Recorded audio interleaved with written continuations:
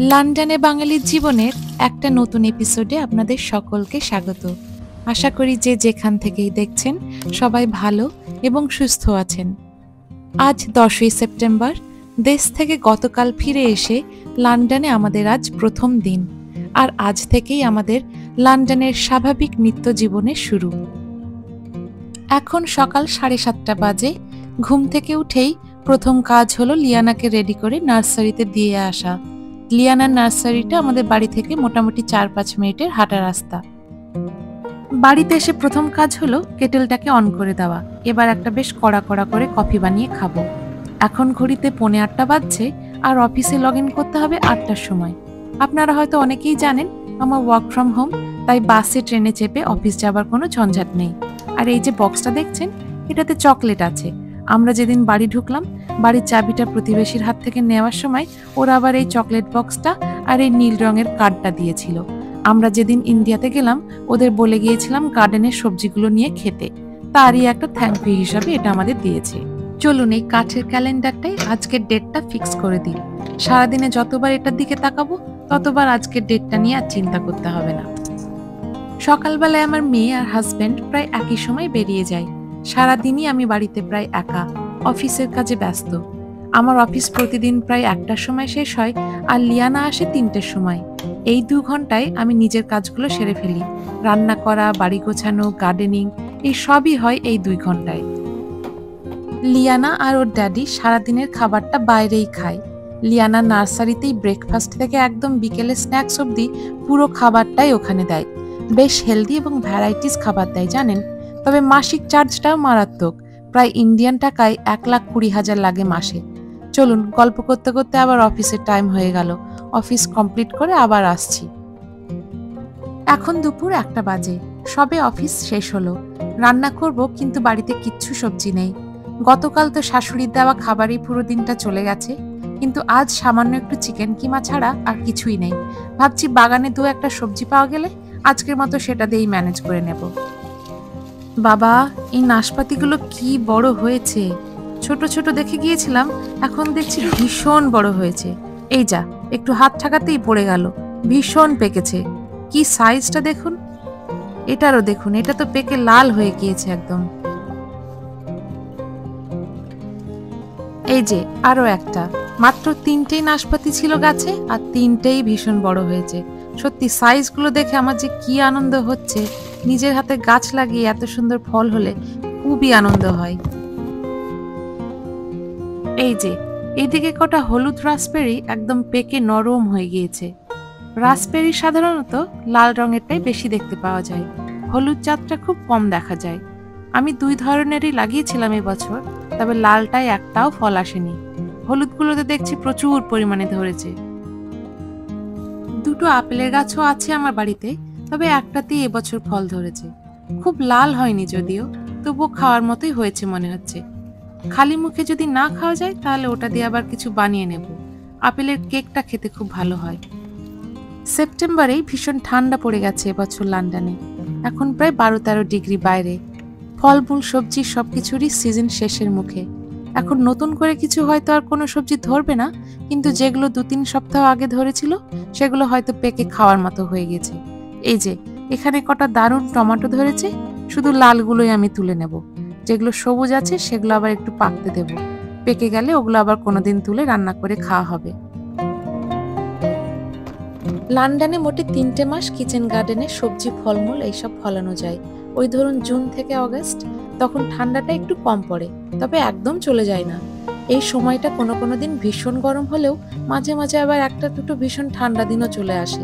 তবে একটা খুব মজার ঘটনা কি জানেন, এই সময় জুন থেকে অগাস্টে সূর্যের আলো কিন্তু খুব দীর্ঘ হয়। জুলাইয়ের শেষে আর অগাস্টের শুরুর দিকে সূর্য ডুবতে ডুবতে রাত্রি 9:45 অবধি বেজে যায়, আর ততক্ষণই দিনের আলো থাকে। আবার সেপ্টেম্বর থেকে সেটা আবার কমতে কমতে ডিসেম্বরের মাঝামাঝিতে সূর্য বিকেল 2:45-র মধ্যেই ডুবে যায়। এইদিকে কটা কালো টমেটো ধরেছে, তবে টমেটোগুলো কিন্তু এখনো পাকেনি। থাক, আজকে আর তুলছি না, অন্যদিন তুলবো। এই যে এইখানে একটা সুন্দর বেগুন ধরেছে। এখন অবধি আমার বাগানের বেগুন খাওয়ার সৌভাগ্য আমার হয়নি, এই প্রথম খাবো। চলুন দেখি রান্না করে আজকে কেমন হয় এটা খেতে।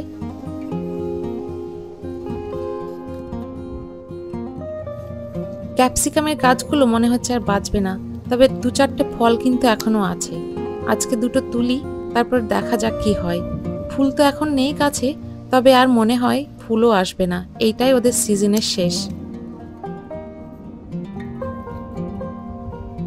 এইখানে কটা কালো বিনসের গাছ আছে, গাছগুলো যদিও বাঁচবে না, তবে 2-1টা বিনস এখনো থেকে গিয়েছে। চলুন ওগুলো তুলে নিই, রেখে গিয়ে আর কি করব।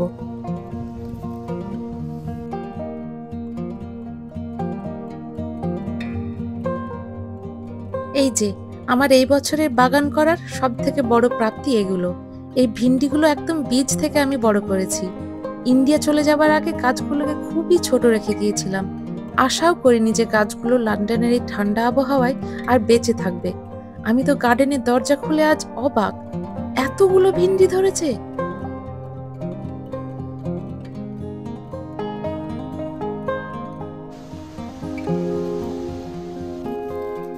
এই বিনসের গাছগুলো মনে হচ্ছে আর বাঁচবে না, সব পাতা হলুদ হতে শুরু করেছে, মানে পাতাগুলো খুব অল্প দিনের মধ্যেই ঝরে যাবে। এইখানে দেখছি একটা বড় সড়ো বিনস লুকিয়ে আছে।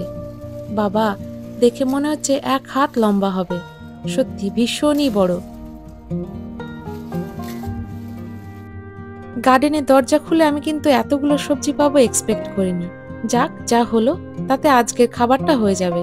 চলুন আর দেরি না করে এগুলোকে এবার রান্নাঘরে নিয়ে যাই, রান্নাটা আবার শুরু করতে হবে। তাহির কাল সন্ধ্যার সময় গার্ডেন থেকে এই টমেটোটা আর এই পাকা ক্যাপসিকামটা নিয়ে এসছে। পেকে একদম দুটো মেঝেতে পড়েছিল। লন্ডনে ক্যাপসিকামকে ওরা আবার পেপার বলে, গোলমরিচকেও বলে পেপার, আবার এই ক্যাপসিকাম গুলোকেও বলে পেপার। আমিও আবার ওদের সাথে তাল মিলিয়ে ক্যাপসিকামকে পেপারই বলি। তো চলুন এই পেপারগুলো, বেগুন আর এই বিনসগুলোকে হালকা করে তেলে আজকে ভেজে নেব। একটু করে নুন আর গোলমরিচ দিয়ে সটে করে নেব, মানে ওই হালকা ভাজা ভাজা আর কি। গাছের তাজা সবজি তো খুব কড়া করে আবার ভাজবো না, তাহলে স্বাদটা ঠিক পাওয়া যাবে না। এই যে সবজিগুলো তেলে দিয়ে দিলাম, এবার হালকা করে একটু নুন আর হালকা করে এবার একটু গোলমরিচ দিয়ে দেবো। লিয়ানা ড্যাডির জন্ম আর বেড়ে ওঠা এই দেশেই। ওর বাবা মা এশিয়ান হলেও লিয়ানা ড্যাডিদের প্রজন্ম বেড়ে উঠেছে বেশিরভাগ ব্রিটিশ কালচারেই। আমি যখন প্রথম এ দেশে আসি, আমাকেও প্রচুর ব্রিটিশ কালচার শিখতে হয়েছিল, তবে লিয়ানা ড্যাডিও খুব যত্ন সহকারে আমার ইন্ডিয়ান কালচার শেখার চেষ্টা করেছে। বাংলা ভাষা শেখা থেকে শুরু করে বাঙালি খাওয়া দাওয়া, পোশাক আশাক সবকিছুই ও যত্ন সহকারে রপ্ত করার চেষ্টা করেছে। ও এখন বাংলা পুরোটাই বুঝতে পারে আর ভাঙা ভাঙা অবস্থায় বলতেও পারে, তবে কথোপকথন ঠিক চালিয়ে নিতে পারে। তবে খাওয়া দাওয়ার দিকটাই আমাকে হার মানতেই হয়েছে। এখানকার দোকানঘাটে ইংলিশ খাবার বেশি পাওয়া যায়। আমিও যে কবে বাঙালি খাবার ছেড়ে ইংলিশ প্লেন খাবারে অভ্যস্ত হয়ে গেছি বুঝতেই পারি না, কারণ এখানে যে সমস্ত দোকানগুলো আছে সেখানে ইংলিশ খাবারটাই বেশি পাওয়া যায়। বাংলাদেশি বা ইন্ডিয়ান দোকান নেই এমন না, তবে আমরা লন্ডনে যে পার্টটায় থাকি সেখান থেকে অনেকটা যেতে হয়। তো হাতের নাগালে যেটাই পেয়েছি সেটাতেই অভ্যস্ত হওয়ার চেষ্টা করেছি। এই যে এখানে আমার শাশুড়ির দেওয়া কিছুটা কিমা বেঁচে গিয়েছিল, সেটা এই সবজির মধ্যে এবার দিয়ে দেব, খেতে বেশ ভালোই লাগবে। এই যে এই ধরনের হালকা পাতলা খাবারই আমাদের বাড়িতে বেশি হয়, তবে বেঙ্গলি খাবার যে হয় না তা না, তবে মাসে 2-1বারে বেশি হয় না। এটা প্রায় হয়ে এসেছে, এবার এটার সঙ্গে আমি 2টো পাউরুটি টোস্ট করে নিব, আর তাই দিয়ে আজকে দুপুরের লাঞ্চটা সেরে নিব। এই পাউরুটিটা বাড়িতেই ছিল, এবার এটাকে 2টো স্লাইস করে নেব, আর স্লাইস দুটোকে তারপরে আবার টোস্টারে দিয়ে একটু টোস্ট করে নেব, তাতেই হয়ে যাবে আজকে আমার লাঞ্চ।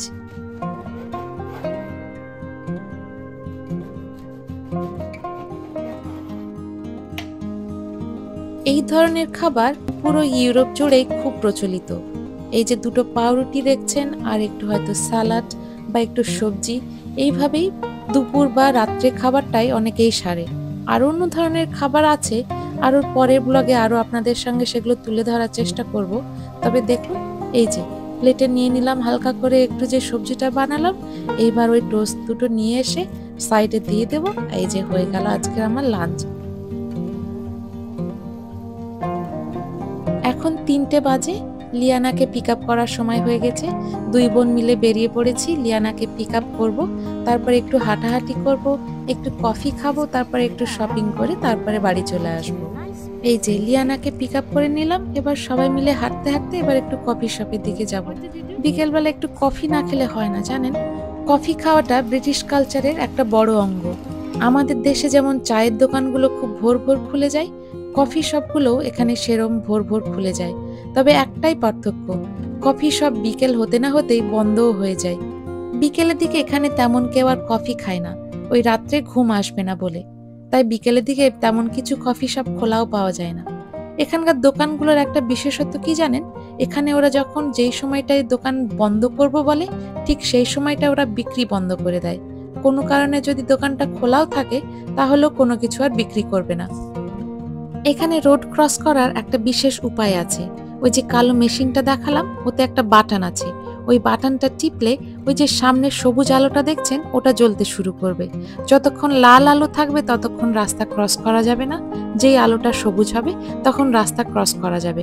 ততক্ষণ আবার গাড়ি ঘোড়াগুলো সব থেমে থাকবে। লন্ডনে এরকম যেখানে সেখানে ঝাঁকে ঝাঁকে প্রচুর পায়রা দেখতে পাওয়া যায় জানেন। তবে প্রচুর কাউন্সিল আছে যারা এইসব পায়রাগুলোকে খাওয়াতে বারণ করে। যেখানে খাওয়ানো হয় ওরা সেখানেই বাসা বাঁধে, আর বাসা বাঁধলেই জায়গাগুলোকে প্রচুর নোংরা করে।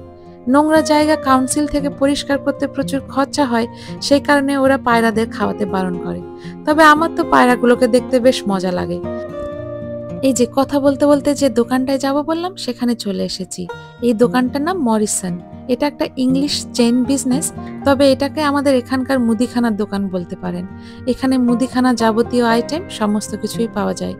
ভারতেরও বিভিন্ন রকম খাবার পাওয়া যায়, তবে লিমিটেড। ওই যে দেখালাম আশীর্বাদ আটা, এখানে এই যে ডাল, এই যে ঘি। তবে এগুলো আরো ডিটেলসে আপনাদেরকে অন্য একদিন দেখাবো।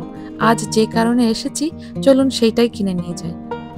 কিছু ওয়াটার ওয়াইপস কিনবো বলে এসেছি। বাড়িতে একদম ফুরিয়ে গিয়েছে আর আমাদের একদম এমার্জেন্সি ওয়াটার ওয়াইপ চাই। তো চলে এলাম, আজকে জাস্ট ওয়াটার ওয়াইপটা কিনেই চলে যাব। এই যে 6টা প্যাকেটের দাম দেখাচ্ছে 11 পাউন্ড, মানে ভারতীয় মুদ্রায় কনভার্ট করলে সেটা মোটামুটি 1100 টাকা হয়। এই যে লিয়ানাকে আবার দেখছে এদিকে কিছু সফট টয় নিয়ে খেলাধুলা করছে। আচ্ছা যাই হোক, এবার এই ওয়াটার ওয়াইপস গুলোর পে করে এবার বাড়ি চলে যাব। বাইরে বেরিয়ে এসে দেখছি হালকা বৃষ্টি হচ্ছে, আবার একটু দমকা হাওয়াও দিচ্ছে। আমি ভাবলাম আমি বাসে করে বাড়ি চলে যাব, বোন আবার বললো ও হেঁটে হেঁটেই যাবে। তো ঠিক আছে। এই যে বাসে উঠতে গিয়ে আমার একটু অসুবিধা হচ্ছিল। এই যে দুটো মানুষ দেখুন একসঙ্গে দুজনকে না বলতেই দুজনে আমাকে প্রামটা ধরে বাসে তুলে দিল। এখানকার মানুষ ভীষণ হেল্পফুল জানেন। তো যাই হোক, বাড়ি ফিরে এসে দেখছি বাগানে প্রচুর শিলাবৃষ্টি হচ্ছে। আর একটু বাইরে থাকলে এই শিলাবৃষ্টিতে আমাদেরকে ধরতো। দেখুন সবুজ ঘাসে শিলাবৃষ্টিতে একদম পুরো সাদা কার্পেট করে দিয়েছে। যাই হোক, আজকে ব্লগটা আর বড় করছি না। আশা করছি আপনাদের ভালো লেগেছে। ভালো লাগলে একটা লাইক, শেয়ার আর সাবস্ক্রাইব করবেন। দেখা হচ্ছে পরে কোনো ব্লগে খুব শিগগিরই।